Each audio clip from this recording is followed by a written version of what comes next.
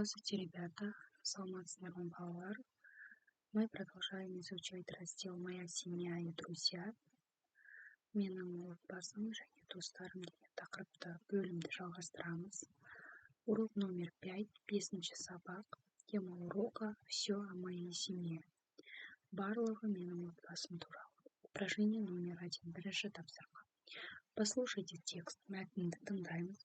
О чем он? Назовите членов семьи.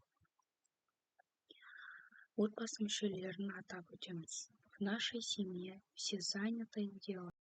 Біздің отбасында барлығы өз жұмыстарымен қарбалас. Я убираю в комнате. Мен өз бөлмемді жинаймын. Дедушка поливает огород. Атам бақша суғарады. Бабушка готовит обед. Ал әжем болса түскі ас дайындайды. Папа ходит в магазин. Әкем дүкенге барады. Мама стирает вещи. Анашым, яғни менің анам, киімдерді жуады. Сестра моет посуду. Әпкем, яғни өзімнің әпкем, істеді ыдыстарды жуады. Мы все помогаем друг другу. Біз барлығымыз бір-бірімізге көмектесеміз. Сөздерді словарь, яғни сөздік дәптерлеріне жазып алыңдар. Поливает огород, бақша суғарады. Готовит обед, түскі ас әзірлейді. Ходит в магазин, дүкенге барады. Стирает вещи, кір жуады. Моет посуду, ыдыс жуады. Убираю в комнате, яғни бөлмені жинайды дейді. Екінші тапсырма. Упражнение номер 2. Составь вопросы и задай их одноклассникам. Сұрақ құрастырып, оны өз сыныптастарыңа қой. Проверь их ответы по тексту. Оны мына мәтін бойынша тексеріп шық дейді. Дедушка, что делает? Что делает дедушка? Дедушка поливает огород. Ата не істейді? Атам бақша суғарады. Что делает бабушка? Бабушка готовит обед. Яғни бабушка что делает? Бабушка готовит обед. Әжем түскі ас дайындайды. Что делает папа? Ал әкем не істейді? Әкем магазинге, яғни дүкенге барады. Что делает мама? Мама стирает вещи. Анам киімдерді жуады. Что делает сестра? Сестра моет посуду. Что делает Санат? Санат убирает в комнате. Санат өзінің бөлмесін жинайды. Словодействие показывает, что делают предметы. Они отвечают на вопросы, что делает, что делают. Например, ходит, готовит, помогает. Словодействие дегеніміз ол іс-әрекеттің не болып жатқанын білдіреді. Яғни ол не істеді және не істеп жатыр деген сұрақтарға жауап береді. Мысал үшін барды, дайындады, көмектесті.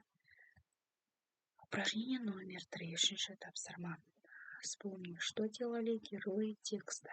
Задание номер 1, яғни есімізге түсіреміз. Бірінші мәтіндегі кейіпкерлер не істегені туралы.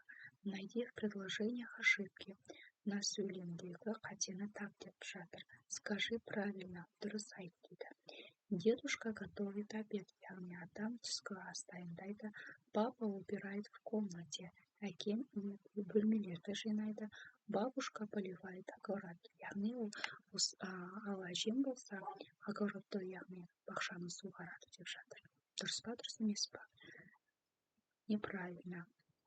Дедушка поливает огород, дұрыс, иә. Папа ходит в магазин. Бабушка готовит обед. Упражнение номер 4, 4-ші тапсырма. Прочитайте, оқыңдар. Расскажите, что делает дома Ажар и Санат. Санат үйде не істейтінін айтыңдар деп жатыр. Ажар, что ты делаешь дома? Ажар, сен үйде не істейсің деп жатыр. Я мою посуду. Мен ыдыс-аяқ жуамын. Сен ше, Санат, что делаешь дома? Үйде не істейсің сен? Я убираю в комнате. Мен үйде өз бөлмемді жинаймын. Ты, сен деген местоимениелер, есімдіктер. Упражнение номер 5, 5-ші тапсырма. Смотрите картинки, суретке қараңдар. что любит делать семья саната. Суретке қарап, санаттың отбасы немен айналысқанымды жақсы көретінін айтыңдар деп жатыр. Образец үлгі. Семья саната любит. Санаттың отбасы кататься, семья саната любит кататься на велосипедах.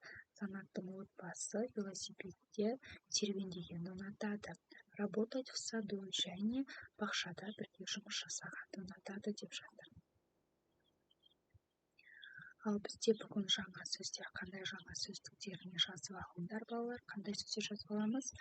Поливает огород, поливает огород, бақша суғарады, готовит обед, түскі ас әзірлейді, ходит в магазин, дүкенге барады, стирает вещи, кір жуады, моет посуду, ыдыс жуады, убираю в комнате, бөлмені жинаймын. Яғни осы сөздердің барлығын сендер өздеріңнің сөздік дәптерлеріне жазып алыңдар. Сонымен бүгінгі біздің сабағымыз аяқталды балалар. Сау болыңдар.